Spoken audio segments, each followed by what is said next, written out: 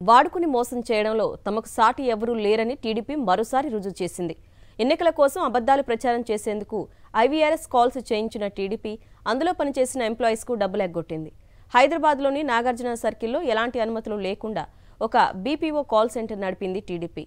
వందలాది మంది యువతను రిక్రూట్ చేసుకుని సర్వేల పేరుతో ఓటర్లకు కాల్స్ చేయించింది. వారిలో కొందరు మైనర్లు కూడా ఉన్నారు. టార్గెట్స్ పెట్టి మరీ వాళ్లను పీల్చి పిప్పి చేసిన టీడీపీ నేతలు తీరా ఎన్నికలు అయిపోగానే డబ్బులు ఇవ్వకుండా ఎగనామం పెట్టారు. నెలకు 13,000 ఇస్తామని చెప్పిన యాజమాన్యం 3,000 చేతుల్లో పెట్టి పంపింది. కొందరికి ఆ డబ్బులు కూడా ఇవ్వలేదు. దీంతో కాల్ సెంటర్లో పనిచేసిన వాళ్లు ఆఫీస్ ఎదుట ఆందోళనకు దిగారు.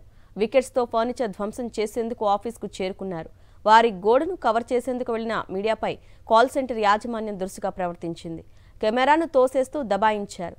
లోపలికి వెళ్లకుండా మీడియా ప్రతినిధులను అడ్డుకున్నారు. బాధితులను ఆఫీస్ లోపలే ఆపేశారు. వారిని మీడియా కంటకనకుండా విశ్వ ప్రయత్నాలు చేశారు. నేను 17 మందిని రిఫర్ చేసినాను. నాకు అప్పుడు ఏమన్నారంటే శాలరీ ఇచ్చేటప్పుడే మీకు రిఫర్ల పైసలు ఇవ్వడానికి మిస్ అమ్మన్నారు. నాకు ఇంకా 50 మంది రిఫర్ చేయండి ఉన్నాను. మా కాల్స్ మాట్లాడినామన్న సర్వైవ్ అని చెప్పొద్దు అన్నారు. ఇంకా సర్వైవ్ అని అలా ఉన్నది, కానీ సర్వైవ్ అని చెప్పకుండా మాకు టీడీపీ వాళ్ళతో పనులు చేయించారన్న.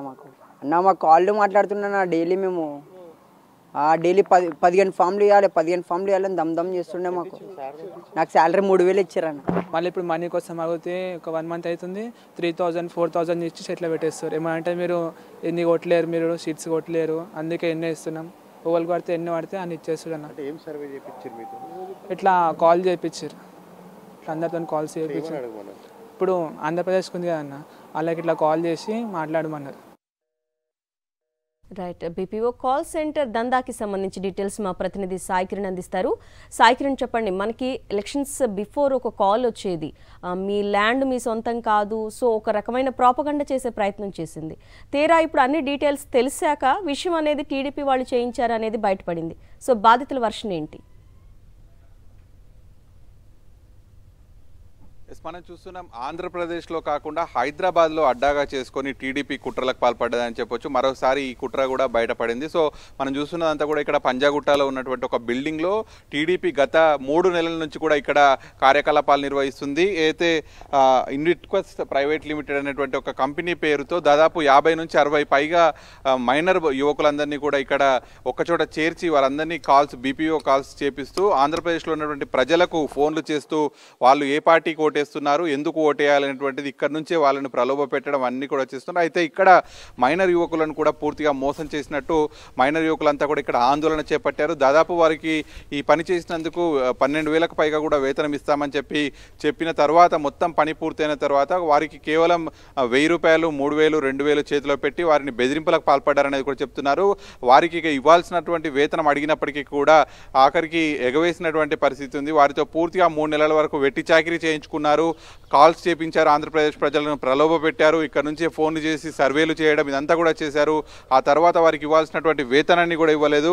ఇన్విట్కస్ ప్రైవేట్ లిమిటెడ్ బీపీఓ కంపెనీ పేరుతో ఇక్కడే కాకుండా కూకట్పల్లిలో కూడా మరొక బ్రాంచ్ ఏర్పాటు చేశారు. మనం అదంతా కూడా చూస్తున్నదంతా కూడా రాత్రి యువకులు ఇక్కడికి వచ్చి వారి వేతనం కోసం విధ్వంసం చేసినటువంటి పరిస్థితి. వీరిపైన వాళ్ళు వచ్చి వేతనం అడగడానికి వచ్చిన వారిపైన, యువకులపైన కూడా ఈ కంపెనీకి సంబంధించినటువంటి నిర్వాహకులు దాడికి పాల్పడ్డారు. వచ్చి మీడియా ప్రశ్నిస్తే కూడా మీడియా పైన కూడా దాడికి పాల్పడ్డారు. మీకేం సంబంధం ఇక్కడ అంటూ కూడా దురుసుగా ప్రవర్తించారు. కానీ ఇక్కడ బాధితులు మాత్రం మీడియాను ఆశ్రయించారు. పూర్తిగా అన్యాయానికి గురయ్యాము, ఇవ్వాల్సినటువంటి జీతం కూడా ఇవ్వకుండా 3 నెలల పాటు వెట్టి చాకరీ చేయించుకున్నారని చెప్పి కూడా వాళ్ళంతా కూడా మైనర్ యువకులే. దాదాపు నిండా 21 ఏళ్ల వయసు కూడా నిన్నటువంటి వాళ్ళే. ఇక్కడ హైదరాబాద్లో ఇక్కడ పంజాగుట్టనే కాకుండా అలాగే కుకట్పల్లిలో కూడా ఒక బ్రాంచ్ ఏర్పాటు చేసి ఇక్కడ నుంచి ఆంధ్రప్రదేశ్లో మొత్తం నెట్వర్క్ ఆపరేట్ చేశారు. దాదాపు ఇక్కడ పంజాగుట్టలో మనం చూస్తున్నటువంటి ఈ బిల్డింగ్లో 60 పైగా యువకులను కావచ్చు, అటు కూకట్పల్లిలో కూడా దాదాపు 60 పైగా యువకులను, ఇంతమంది యువకులను ఒక చోట చేసి ఒక ఆఫీస్ స్పేస్ తీసుకొని ఆంధ్రప్రదేశ్లో ఉన్నటువంటి ఓటర్లను ప్రలోభ పెట్టడం, వారు ఎవరికి ఓటేయాలి కావచ్చు, వాళ్ళు ఎవరికి ఓటేస్తున్నారు, ఇదంతా కూడా ఇక్కడ నుంచి నెట్వర్క్ ఆపరేట్ చేయడమే కాకుండా మైనర్ యువకులకు వాళ్ళకి ఇవ్వాల్సినటువంటి జీతం ఇవ్వకపోవడంతో ఇదంతా కూడా విషయం బయటపడింది. వారంతా నిన్న రాత్రి అంతా కూడా ఆందోళన చేశారు.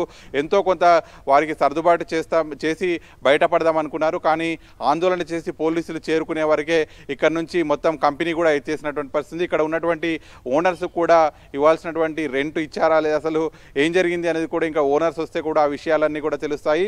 కానీ రాత్రికి రాత్రి ఇక్కడ నుంచి కంపెనీ కూడా ఖాళీ చేసి వెళ్ళిపోయినటువంటి పరిస్థితి ఉంది.